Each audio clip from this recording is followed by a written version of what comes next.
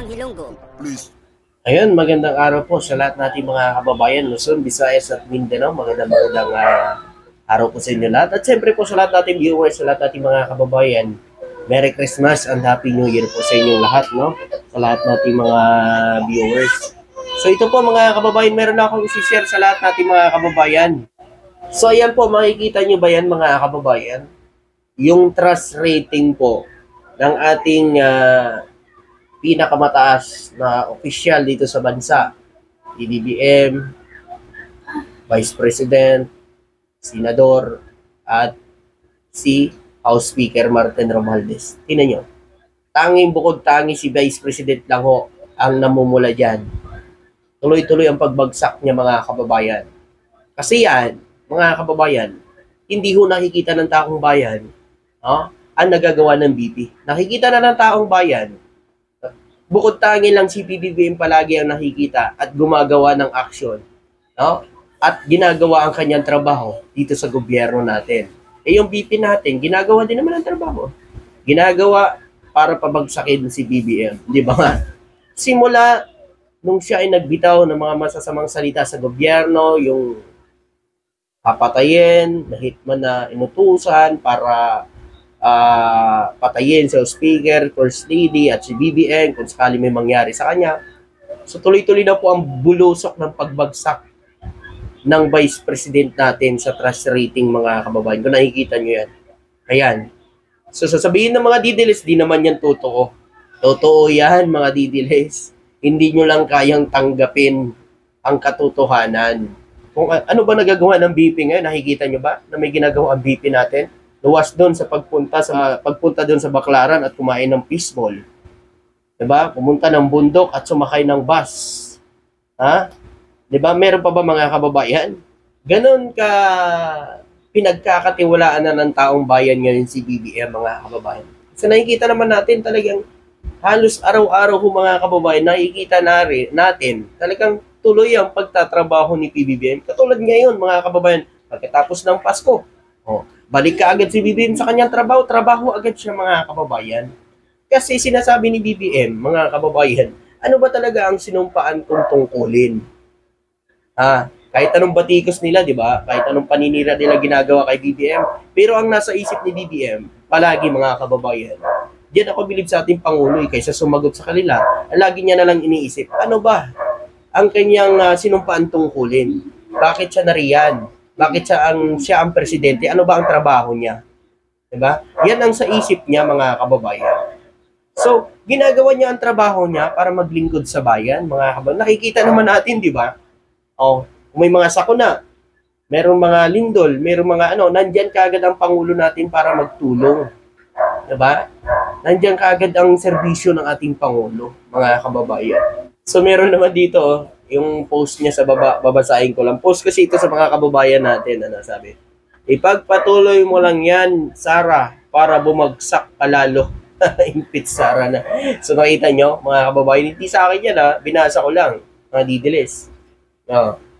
So nakita kasi ng tao, mga kababayan, na si BBM may ginagawa dito sa bansa natin. Yung BP natin, anong ginagawa? Imbis na tulungan niya ho ang ating PBBM, binabatikos niya pa, ginagawa niya pa ng issue, sinisiraan niya pa. Yung Mary Grace Piatos na yan, mga kababayan, yung confidential fund na yan, hindi naman si BBM ang gumastos niyan . Diba? Hindi si BBM ang gumastos yan, kundi siya ang gumastos niyan. Hindi naman alam ni BBM kung saan niya yan dinala . Siya ang nakakaalam niyan. Kaya dapat ipaliwanag na maayos sa Quadcom para malaman ng taong bayan kung saan ba napunta ang confidential fund na yan. Kasi yan na naman ho ang pinuputok ng botse niya, yung confidential fund na yan na hindi niya maipapaliwanag . Na dapat, mga kababayan, tapos na yan kung ipinaliwanag niya ng maayos. Di ba nga, binabato pa ng mga details na sabi nila, dapat imbestigahan din daw ang confidential fund ni BBM. Willing naman si BBM, pinakita na lahat. Sabi nga ng dalawang senador, ito na ata ang pinakamalinis at detalyado na confidential fund ang kay PBBM. Diba?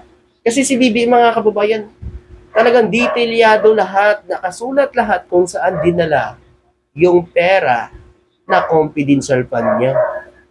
O, kahanapin nyo. Eh, paano naman yung kay Duterte na 13 billion na confidential fund? Eh, kay PBBM, 4 billion lang. Eh, yung kay Duterte, 13 billion nung siya ay presidente. Oh, di ba? Kumbaga, yung binabato ng mga didilis kay BBM, babakfire, babalik sa amo nila. Di ba? Babalik sa amo nila yung ginagawa nila eh. Di ba? Ganun lang yan eh. Sisiraan niya si BBM, babalik din pala sa inyo yung paninira niyo mga kababayan. So, yung binabato nila ngayon na paninira kay BBM, ibig sabihin gawain ng amo nila dati yan. Diba? O ito pa, ang ayaw din sa ayuda. Nagagalit dahil puro daw ayuda ang ginagawa ni BBM ng gobyerno ngayon. Kahit nakikita nilang mga project, kahit nagbibigay ng ayuda si BBM, nagbibigay ng mga tulong o pangangailangan sa mga kapuska-palad nating mga kababayan, eh tuloy-tuloy yung proyekto niya. Pinagsasabay niya yan. Diba? Ang titulo ng lupa para sa mga magsasaka, ang mga build more, build better more, BBM, tuloy-tuloy din yan. Nga lang, pagdating nyo sa inyo, walang nagagawa kasi parang katulad na rin ho kayo ng mga supporters nyo. No? Saan ba magmamana yung mga alipuris nyo? Hindi sa inyo rin, di ba? Tinan nyo na lang, sabihin niya na galit siya sa ayuda, pero sila namimigay din ng ayuda mga kababayan. Nagbibigay, walang problema yan pagbibigay ng ayuda mga kababayan. Pero, pupunahin mo ang ginagawa ng iba para maging mabango ka sa tao, pupunahin mo yung ginagawa ng iba, pero yung ginagawa mo, hindi mo kayang punahin. Tinan yan. Dati, sinabi niya, puro ayuda lang daw si BBM na ginagawa. Ngayon siya, namigay ng ayuda. Kay, si Bongo, nagbigay din niya ng ayuda. Yung mga kampon nila, nagbibigay din ng ayuda. Walang problema po sa pagbigay ng ayuda mga kababayan o pagtulong sa mga kapwa nating Pilipino. Kasi tax naman nila yan eh. Anong problema dyan? Pera nila yan eh. Mga kababayan eh. Eh kayo kasi, sa bawat tulong na binabigay ng gobyerno ngayon, iniisip ninyo, pamumulitika. Diba? Pag binigyan sila ng mga kas-assistant, sabihin, yan ay strategy para pamumulitika, pangangampanya, daw sabi nila. Paano kasi kayo? Ganun ho kasi ang nasa isip ninyo. Malayo pa ang eleksyon, no? Iniisip nyo na kagad ang eleksyon sa 2028. Diba? Eleksyon na kagad iniisip ng mga kababayan. Kaya diyan pala mag-isip na tayo, para ba talaga sa bayan yung kanilang gagawin o para ba talaga sa bayan ang pagserbisyo nila? Mga kababayan, di ba? Ayaw nila sa ayuda pero sila namimigay ng ayuda. Diyan kayo magtaka mga kababayan, ayaw sa ayuda pero sila namimigay ng ayuda. Kumbaga, papunahin nila yung ginagawa ng iba. Yung ginagawa nila, okay lang. Ay, di sila lang pala gusto nila mamigay ng ayuda, mga kababayan. Di ba? Ito ang pinaka-ayaw ng mga didilis mga kababayan.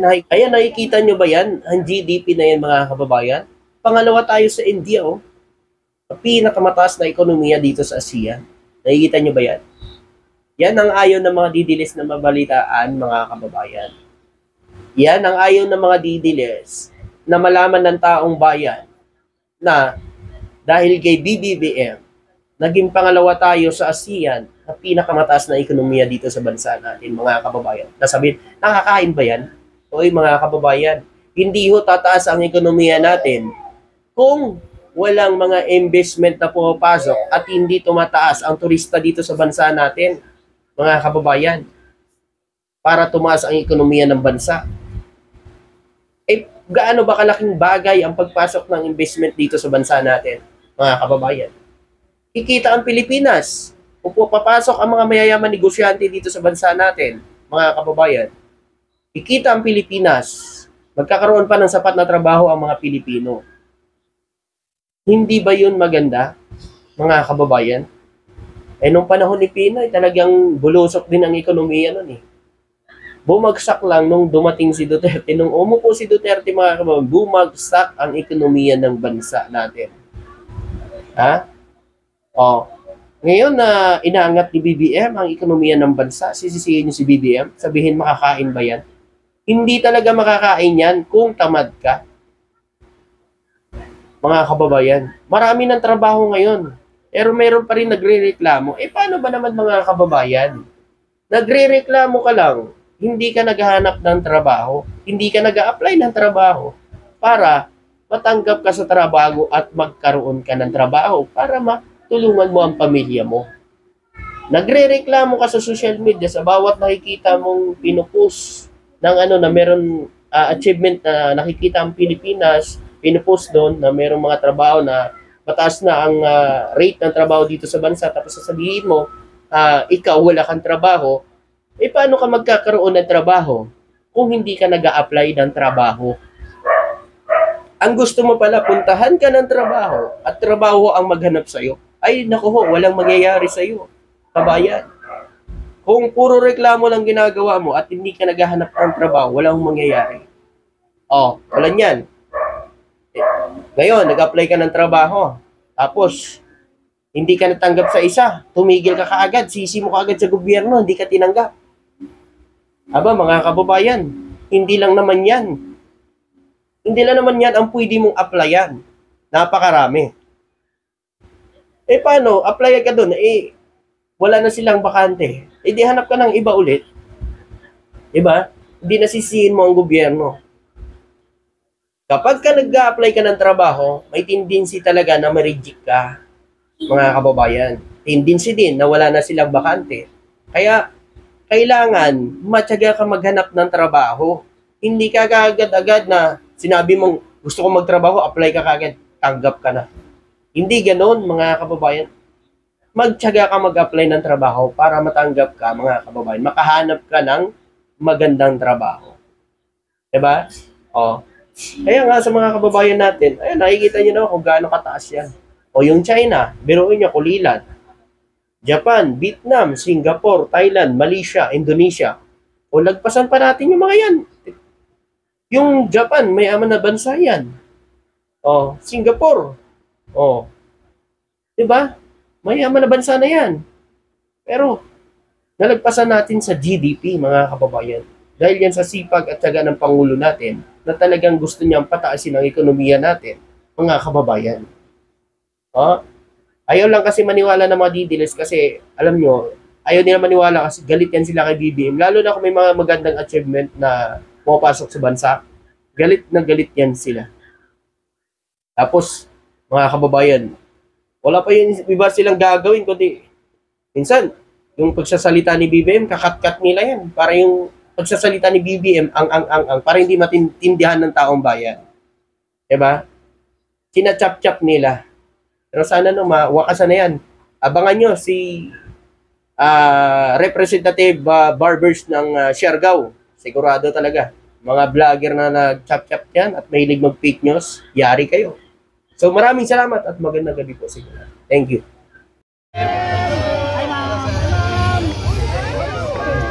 Hello ma'am. First lady po. Ito po si BBM. Kita nyo naman kung gaano kami